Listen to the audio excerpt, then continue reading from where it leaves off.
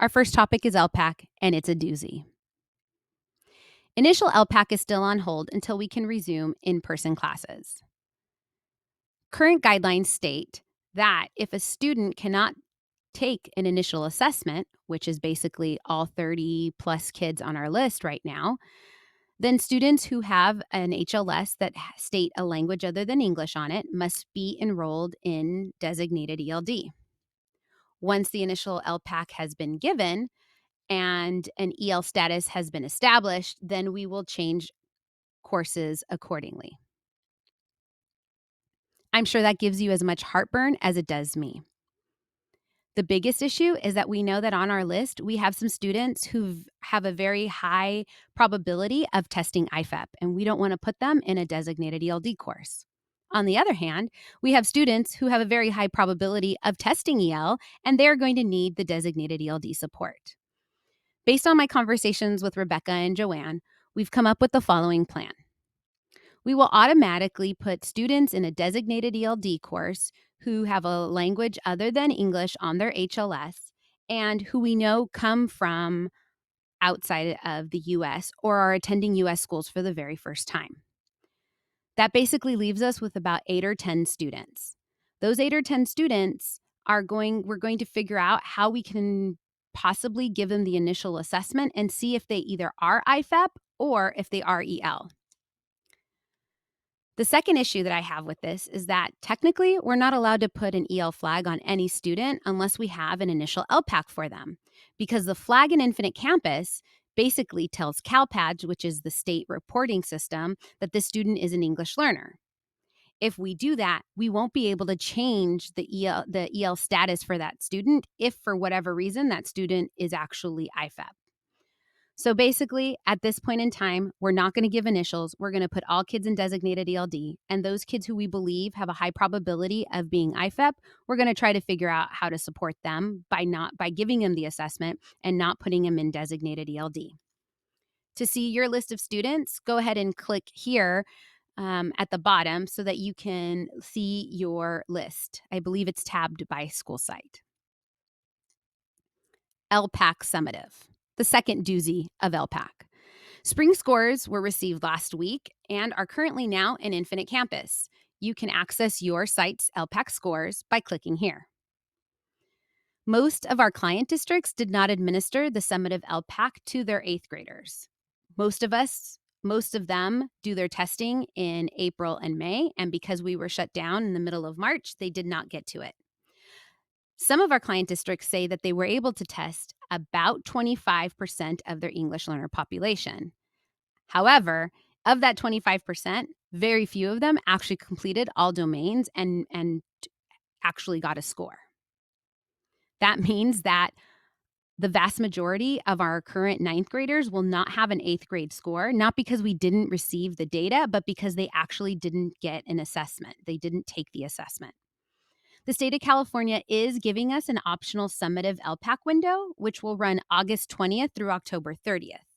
We're still trying to decide how and if we can even administer this assessment, because currently we're at distance learning, and just like the initial, we have to give the speaking portion face-to-face and obviously the other 3 domains in a monitored setting.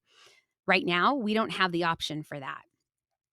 If we do decide to move forward with the optional summative LPAC, we will need to make sure that we administer the assessment that corresponds with the 1920 grade for that student. For example, if we decide to give the summative to students who may possibly reclassify and we're just missing LPAC score by a smidgen, and let's say they were currently a 10th grader, we would give them the 9th grade version. No problem. The problem is going to be with our incoming 9th graders because we have to give them the 8th grade version. The test is available to us, but none of our test proctors have been normed on the 8th grade test. So we will have to do norming for the 8th grade test and then figure out the best plan to be able to assess most of our 520 plus incoming 9th grade English learners.